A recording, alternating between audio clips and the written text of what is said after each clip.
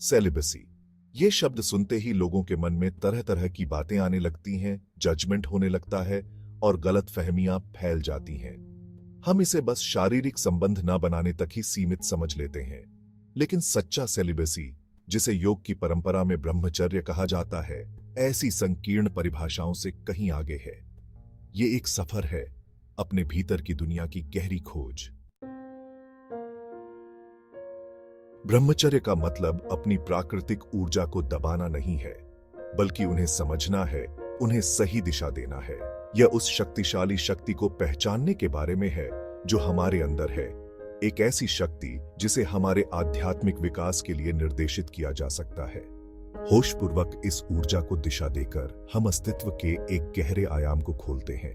यह इनकार का रास्ता नहीं है, बल्कि ट्रांसफॉर्मेशन का रास्ता है। यह हमारा ध्यान आउटवर्ड प्लेजर की तलाश से हटाकर सेल्फ डिस्कवरी की इनवर्ड यात्रा पर ले जाने के बारे में है। एक ऐसे बांध की कल्पना करो जो एक शक्तिशाली नदी को रोक कर रखता है।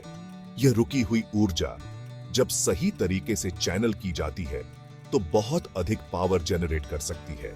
इसी तरह ब्रह्मचर्य हमें उस ऊर्जा को नियंत्रित करने में मदद करता है जो अक्सर सेंसुअल ग्रेटिफिकेशन की खोज में नष्ट हो जाती है। यह संरक्षित ऊर्जा हमारे आंतरिक विकास को बढ़ावा देती है, जिससे अवेयरनेस बढ़ती है और कॉन्शियसनेस का विस्तार होता है। यह प्रैक्टिस जीवन के सुखों के प्रति उदासीन होने के बारे में नहीं है, बल्कि खुशी के एक अलग आयाम का अनुभव करने के बारे में है, एक ऐसा आनंद जो अंदर से उठता है। ब्रह्मचर्य की यात्रा बेहद पर्सनल है। यह अपने अंदर झांकने, अपने अस्तित्व की गहराई का पता लगाने के बारे में है।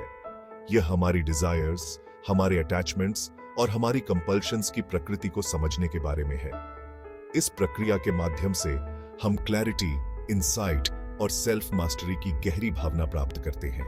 यह कंट्रोल या सप्रेशन के बारे में नहीं है, बल्कि समझने के बारे में है। यह पहचानने के बारे में है कि सच्ची स्वतंत्रता हमारी इंद्रियों की सीमाओं को पार करने में निहित है। इतिहास के पन्नों को पलटने पर हमें असंख्य ऐसे लोग मिलेंगे जिन्होंने ब्रह्मचर्य का मार्ग अपनाया।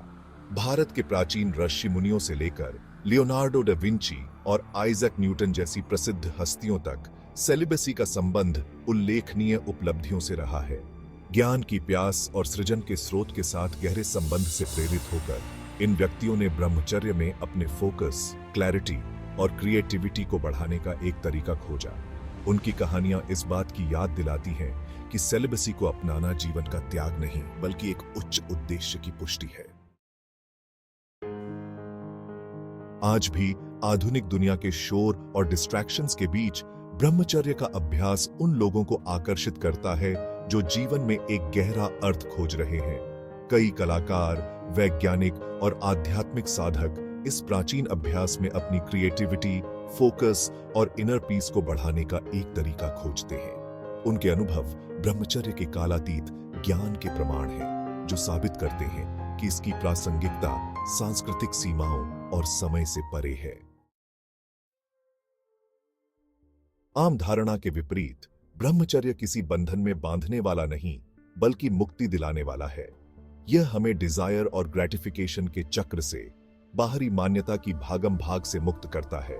यह स्वतंत्रता हमें क्लैरिटी और पर्पस के साथ जीवन का अनुभव करने का अवसर देती है। यह अपनी सीमित पहचान की सीमाओं से मुक्त होने और अपने वास्तविक स्वरूप की विशालता को अपनाने के बारे में है। सच्चा सेलिबसी हमारी सेक्सुअलिटी को दबाने के बारे में नहीं है, बल्कि उसकी वास्तविक प्रकृति को समझने के बारे में है।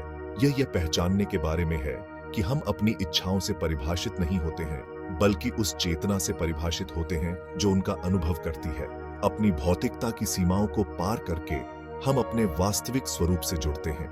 यह कनेक्शन हमारी मानवता को नकारने के बारे में नहीं है, बल्कि हमारी डिविनिटी को अपनाने के बारे में है।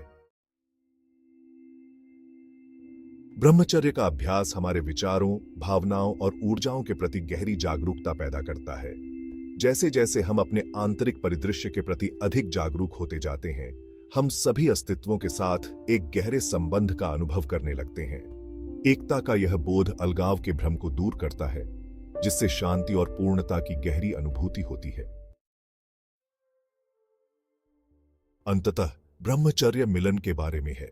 यह हमारी व्यक्तिगत चेतना को सार्वभौमिक चेतना के साथ मिलाने, अपने भीतर और अपने आसपास ईश्वर का अनुभव करने के बारे में है।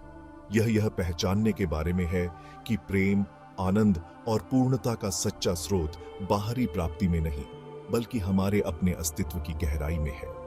यही ब्रह्मचर्य का अंतिम लक्ष्य है, सेल्फ डिस्कवरी, ट्रांसफॉर्मेशन और लिबरेशन की एक यात्रा।